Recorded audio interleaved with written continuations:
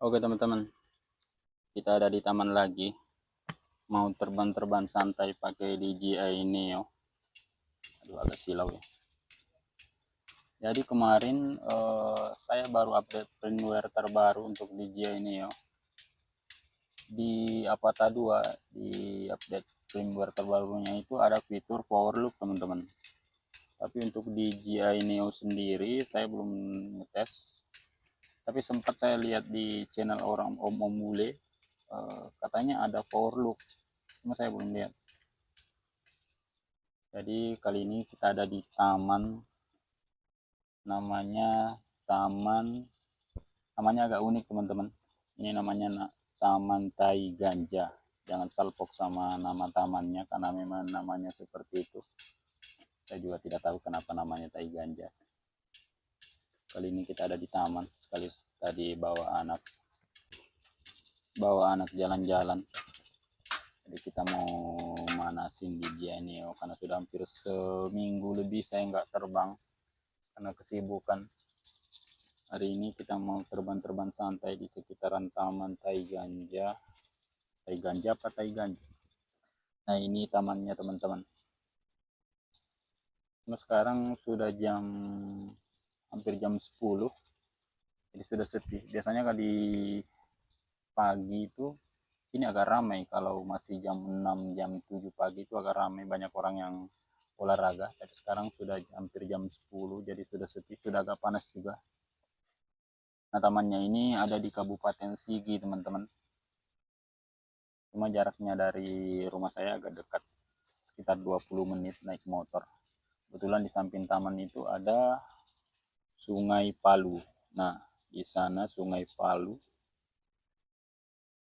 Oke teman-teman, jadi seperti apa belusukan santai hari ini, sekaligus ngetes fitur Easy Acro setelah update firmware terbaru dari DJI Fly. Kita mau tes nanti. Cuma di sini kita nggak bisa terbang terlalu jauh teman-teman, soalnya di sini zona orientasi agak dekat dari bandara. Jadi drone-nya itu terbatas untuk jaraknya. Kita nggak bisa paksakan, takutnya malah crash. Oke teman-teman, simak terus videonya. Terima kasih. Oke teman-teman, setelah beberapa lama akhirnya kita terbang lagi. Jadi kali ini kita ada di taman teman-teman. Kita mau belusukan, sekalian mau tes Easy Acro pada DJI ini ya. Tapi ternyata teman-teman, saya ngecek di fitur Easy Acro untuk power look itu nggak ada teman-teman. Bisa dilihat di sini masih sama dengan firmware sebelumnya. Cuma ada 3 pilihan mode, ada slide, kemudian 180 derajat drive, kemudian ada flip. Nah, kita mau tes flipnya dulu. Oke, mantap. Backflip. Oke. Kita belusukan sekali lagi.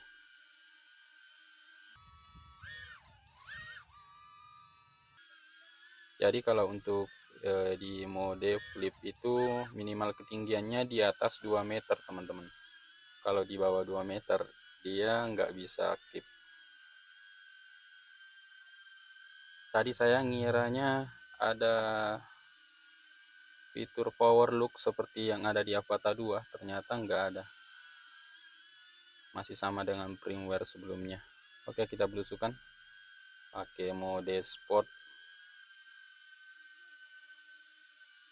Kita terbang santai. Oke, jaringannya agak nge-lag teman-teman.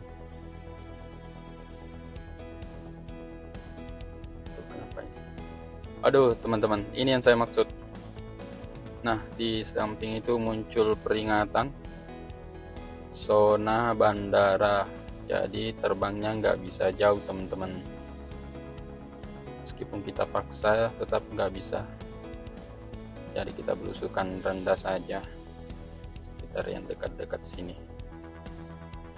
sekaligus kita terbang agak ekstrim sedikit buat melatih skill kapan-kapan kita punya drone FPV, real FPV rakitan, jadi kita sudah terbiasa untuk belusukan dengan kecepatan yang agak tinggi. Oke, ini pakai mode sport teman-teman,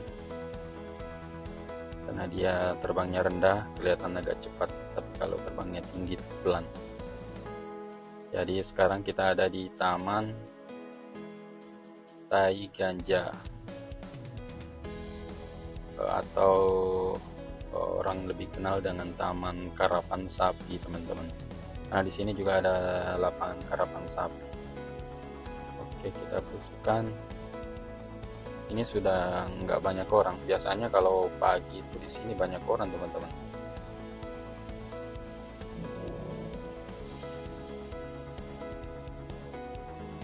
Tadi saya kiranya ada power look, jadi lebih mantap di Genio kalau punya fitur power look. Biasanya power look itu digunakan untuk buat video sinematik, untuk transisi seperti itu pakai power look. Tapi ternyata nggak ada, masih di 3 fitur yang lama meskipun telah update firmware terbarunya. Oke, kita belusukan lagi. Kita terbang-terbang melewati gap buat melatih skill. Oke, mantap.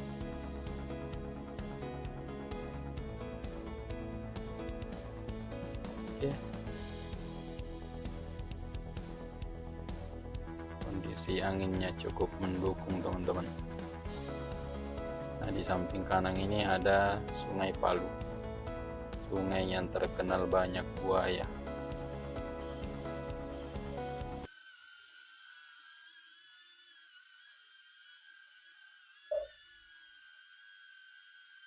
Ada bocil di sini teman-teman, banyak bocil. Seperti biasa kalau kita main drone itu dikerumuni bocil-bocil yang penasaran, namanya juga mainan. Kita coba isi akronya lagi.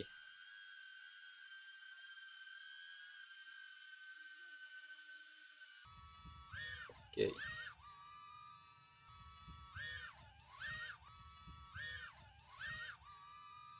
Mantap. Kalau pakai motion controller untuk bisa akro sudah otomatis teman-teman, jadi nggak harus suhu dulu baru bisa akro. Pemula pun bisa akro pakai motion controller. Oke, kita lanjut. Terbang agak tinggi sedikit. Ternyata kalau di daerah ini sebenarnya tidak terlalu dekat dengan bandara sih, cuma semacam jalur pesawat penerbangan seperti itu, makanya dia ada muncul peringatan zona otoritas bandara. Nah, nggak bisa terbang jauh-jauh. Meskipun kita mau terbang jauh itu tidak bisa teman-teman, dia sinyalnya langsung hilang. Di sini ada semacam kafe-kafe juga, tapi nggak ada orang. Kita belusukan lagi. Nah, langsung nge-lag.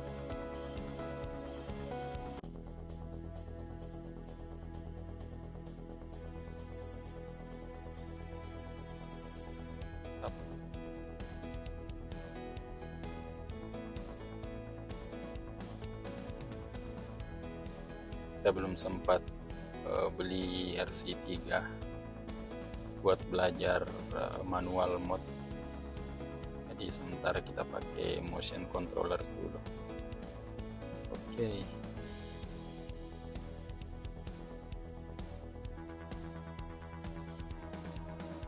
Kita latihan melewati gap-gap sempit. Nah ini fitur drift teman-teman. Jadi kalau kita maju ke depan, kemudian kita slide joysticknya langsung ngedrift.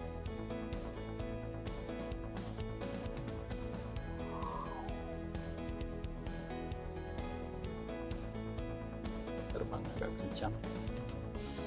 Oke, mode sport.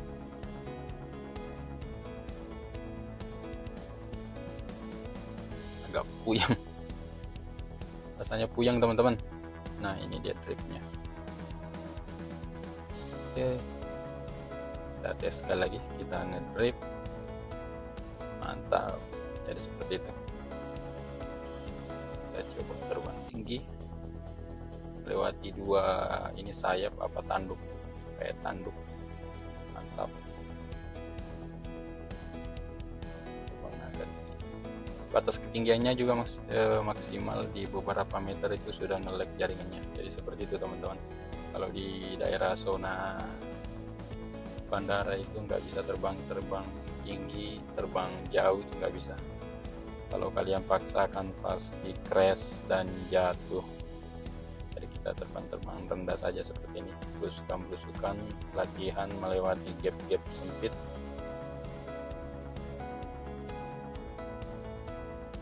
Oke, kita pakai mode barbar.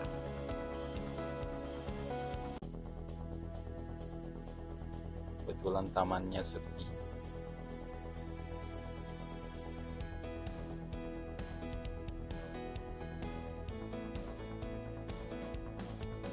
Di seberang jembatan ini ada lapangan karapan sapi.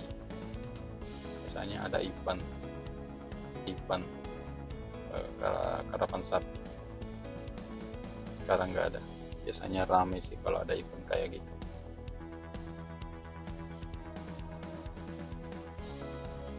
Ini lumayan tinggi, 20 meteran lebih. Gak berani tambah ketinggian lagi.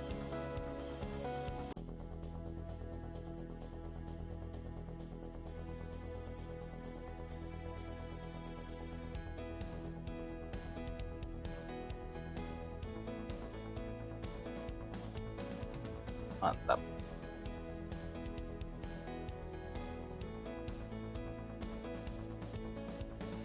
Jadi kalau pakai motion controller dan Google flight time-nya itu saya biasa dapat di antara 13 sampai 14 menit satu baterai. Wih, hampir crash teman-teman. Nyerempet ranting. Tapi nggak jatuh. Oke, aman. Hampir crash. Oke, lanjut. Flight time-nya bisa sampai 14 dan atau 15 menit kalau pakai motion controller di mode PP. Bisa lebih hemat lagi di mode aerial teman-teman. Dulu waktu saya pakai remote RCN3 di mode aerial itu bisa sampai 17 menit. Tapi kalau pakai mode PP sedikit lebih boros. Nah, dia kan pergerakannya lebih fleksibel, lebih bisa bergerak kesana kemari secara cepat, beda dengan mode aerial. Kalau mode aerial dia kan pergerakannya cuma maju mundur naik turun seperti itu. Kalau pakai motion atau pakai RC3 itu lebih fleksibel pergerakannya, bisa jumpalitan kesana kemari. Mantap. Oke.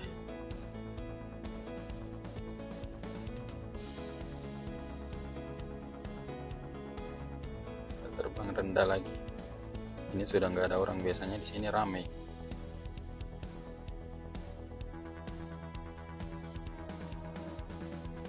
Sayangnya nggak terlalu banyak pohon-pohon, jadi agak panas di sini teman-teman.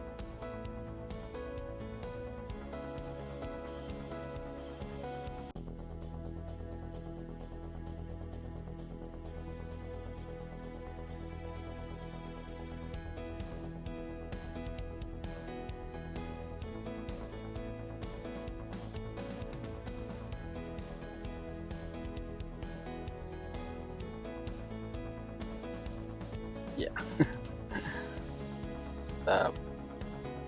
Jadi harus terbiasa.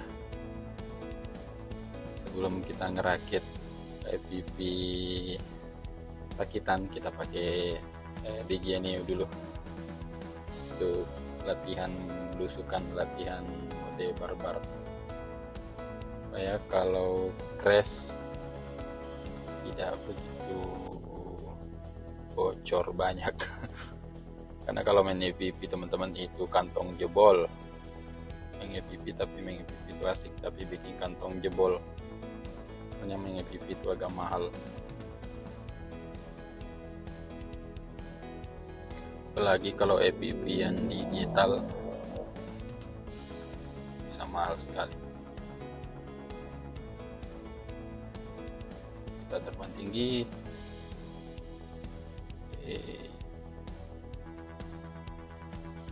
20 meter, kita terjun dan kita gas ke atas. Mantap.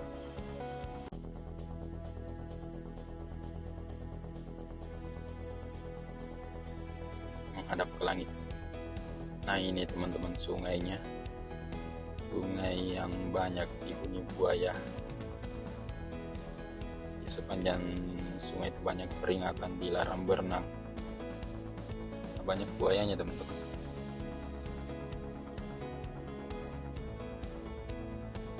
Aduh, pusing teman-teman. Kalau pakai Google selama-lama itu pusing. Lagi kalau pakai mode barbar, aduh. Makanya kenapa drone EVP itu playtime-nya tidak selama drone aerial, karena kalau pakai Google selama-lama itu bisa bikin sakit kepala.